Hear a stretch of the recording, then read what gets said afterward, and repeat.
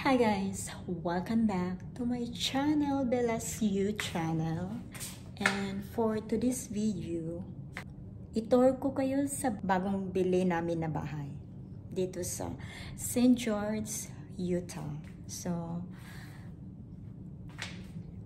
ito ang main door entrance and my decoration dyan. Yes. Last April lang namin ito nabili. Saka, ano pa talaga? Empty. Empty pa siya. So, ito ang living room area.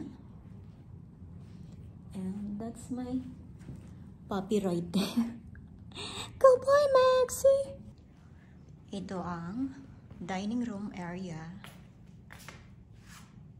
Yan ang china cabinet namin. Wala pa masyado yung gamit namin dito, really. So, welcome to my humble kitchen. Yes. Itong bahay na ito, 3 car garage and 3 room plus 2.5 bathroom. So, yan ang kitchen ko. Ito.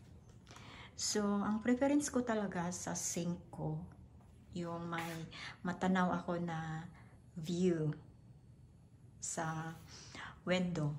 So, yan. And pantry area right here. And here's our laundry room area. And dito, pasok tayo. Ito yung CR. Bathroom for guests.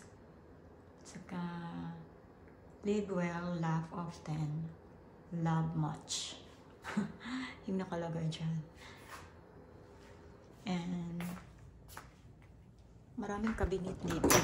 Kaya ito yung isa sa mga nagustuhan namin sa bahay na ito.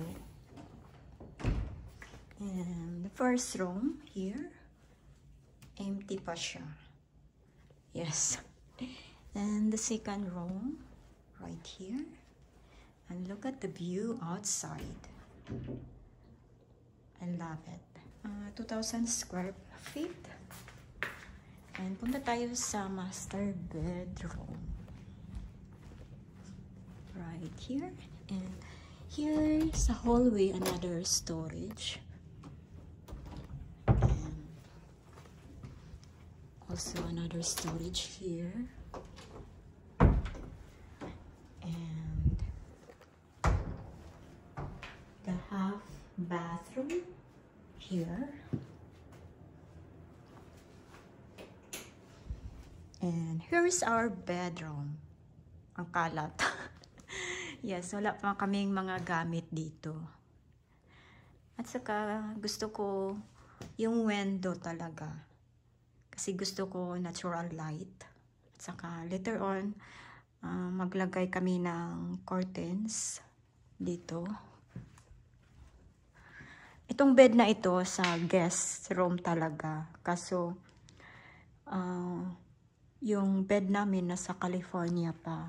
Kaya ito muna ginagamit na. Sinsya na sa kalat, guys. Ito ang master bedroom namin na restroom. At saka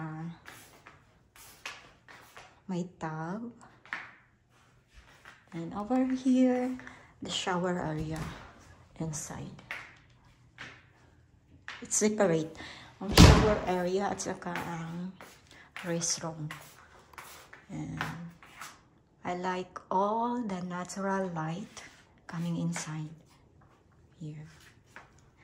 And here's our walk-in closet. Kunti pa lang yung gamit namin dito. And tayo sa labas. Kita ko lang sa inyo yung jacuzzi. Yan. At saka, ito nice din. Mainit na siya. That's our backyard view.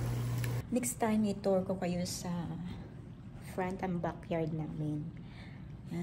That's all for this video. Thank you so much for watching. And bye. See you next time. Take care and God bless us all.